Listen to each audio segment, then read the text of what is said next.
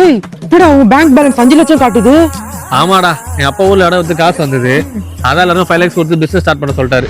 நம்ம பேங்க்ல 500 ரூபாய் கூட இல்ல, இவன் பேங்க்ல 5 லட்சம் இருக்கு. இது எப்படியாச்சும் காலி பண்ணிட வேண்டியதுதான். மச்சான், என் ஃப்ரெண்ட் ஒருத்தன் ட்ரேடிங் பண்றவன் இருக்கான்டா. அவன் சொல்ற கம்பெனில நீ இந்த காசை இன்வெஸ்ட் பண்ணேன்னு வச்சுக்க, இந்த 5 லட்சத்தை அப்படியே 10 லட்சமா மாத்தி குடுத்துருவான். உண்மையா சொல்ற? ஆமாடா, நான் வேணா உன்னை கூட்டிட்டு வரேன். வா மச்சான். டேய், நான் சொன்னல ட்ரேடர் இவன் தான் அது. Hi bro. Hi bro. உன் பணத்தை காலி பண்றதுக்கு இவன் தான்டா கரெக்டான ஆளு.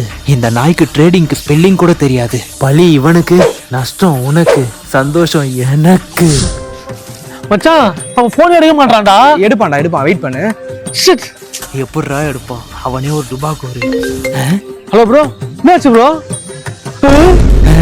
உன் பணம்லாம் நஷ்டம் ஆயிடுச்சுன்னு சொல்லியிருப்பான். எஸ் மச்சான், நான் போட்ட 5 லட்சம் 20 லட்சமா ப்ராஃபிட் கிடைச்சிருச்சுடா.